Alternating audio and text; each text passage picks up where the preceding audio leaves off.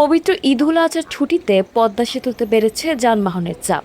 গত ৩৬ ঘন্টায় সেতু দিয়ে পারাপার হয়েছে ৬৫,৩২৪টি যানবাহন। এ সময় টোল আদায় হয়েছে প্রায় ৭,২৬,০০,০০০ টাকা। পদ্মা সেতু সাইট অফিস সূত্র জানায়, ঈদের ছুটির প্রথম ২৪ ঘন্টায় মাওয়া ও জাজিরা প্রান্ত মিলিয়ে ৪৪,০৮টি যানবাহন সেতু পার হয়েছে। এতে টোল আদায় হয়েছে ৪,৮০,০০,০০০ টাকার বেশি। এরপর মঙ্গলবার দুপুর ১২টা পর্যন্ত আরও ২১,০২৪টি যানবাহন পারাপার হয়, যেখানে টোল আদায় হয় প্রায় ২,৪৬,০০,০০০ টাকা। মঙ্গলবার সরেজমিনে মাওয়া টোল প্লাজায় যানবাহনের দীর্ঘ সারি দেখা গেলেও কোথাও বড় ধরনের যানজট ছিল না।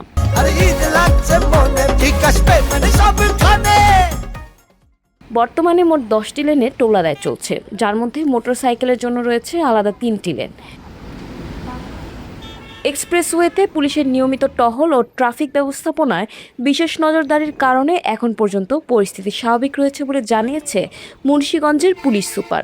ঈদুল আজহা উপলক্ষে ঈদ যাত্রা নিরাপদ এবং নির্বিঘ্ন করার জন্য জেলা পুলিশের পক্ষ থেকে পর্যাপ্ত নিরাপত্তা ব্যবস্থা নেওয়া হয়েছে। 6 শতাধিক আমাদের পুলিশ সদস্য মোতায়েন রয়েছে। রাস্তা কেন্দ্রিক ঢাকা মাওয়া এবং ঢাকা চট্টগ্রাম মহাসড়কের বিভিন্ন পয়েন্টে প্রায় 20টি জায়গায় পিকেট ডিউটি রয়েছে এবং অনেকগুলো আমাদের চেকপোস্ট রয়েছে। বিশেষ করে রাত্রি বেলায় যে গাড়িগুলো চলাচল করে, পশুবাহী গাড়ি এবং সাধারণ মানুষ যাতায়াত করে, যাতে তারা ছিনতাই বা ডাকাতির খপ্পরে না পড়ে বা অন্য কোনো ভাবে হয়রানির শিকার না হয়, এই জন্য আমাদের জেলা পুলিশের পক্ষ থেকে আমাদের নজরদারি অব্যাহত আছে। আইন শৃঙ্খলা বাহিনীর সমন্বিত ব্যবস্থাপনায় এবার ঈদযাত্রা অনেকটাই স্বস্তিদায়ক বলে মনে করছেন যাত্রীরা।